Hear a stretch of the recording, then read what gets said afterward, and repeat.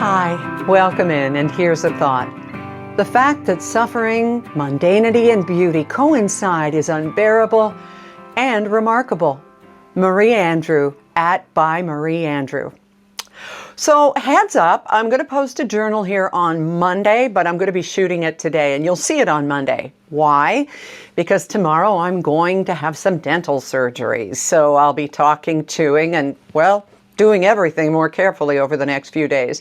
If I swell up like I did with wisdom teeth removal, I'll look like a chipmunk, and I promise I will share a picture with you, though, because I'm always good for a laugh, especially at myself. You know it's okay to laugh, right? That was one of the hardest things I had to practice after we lost Lauren, that laughing wasn't disrespecting our daughter or a sign that our devastation was anything less than total. It was us healing and living our lives in the best and fullest ways we could. I tell the story in Morning Has Broken of watching on the PVR the last week of David Letterman's Late Show. He wrapped up his run there in May of 2015. And when we finally took our breath and got around to watching it, Rob and I found ourselves laughing and then looking at each other because it felt like screaming in church, just so unnatural. And yet it was good. Like the first time you resume your sex life when you're grieving. Yeah, it's a thing. And if nobody is talking about it, they should. Okay, don't put pencils in your ears. I'm not going there. That was for Brooke. But it's part of life, part of going on. And besides, am I going to deprive Rob of all this? I don't think so. Anyway. So it was with interest that I came across an article on HuffPost.com, and I've got a link to it in my written journal if you want to see it, that addressed the discord that I and so many others have been feeling over the past several weeks.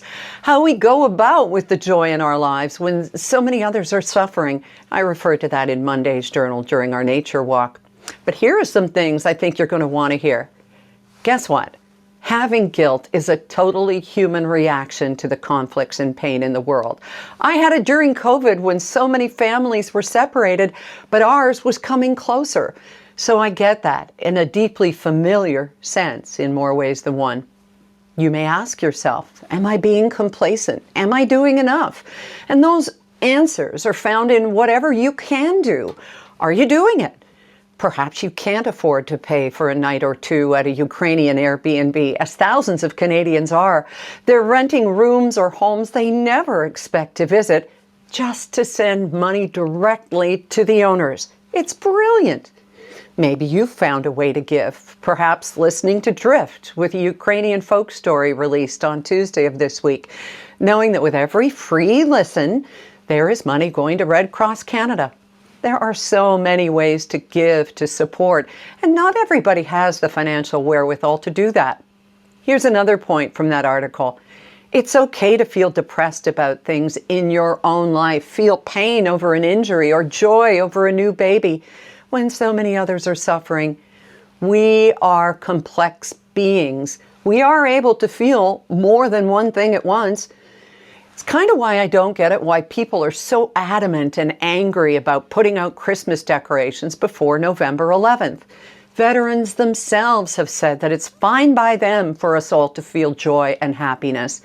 We can anticipate a joyful event while remembering and commemorating those who sacrificed. It's why they sacrificed. But don't at me on this one. It's not, to put it clumsily, a hill I'm going to die on.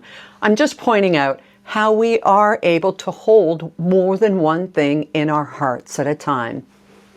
I feel brief waves of this with our vast love for Colin's sister and his parents, as well as Colin, of course. Is it disloyal to Lauren to embrace Colin's mom and husband and their wonderful little girl as our granddaughter? I mean, look at her. Of course it isn't. Have we forgotten our daughter? Never. Her picture's right there on the piano. But it is only right to recognize joy and be grateful for what we have while honoring and remembering what we have lost. This is how we live our lives and respect those who have lost theirs.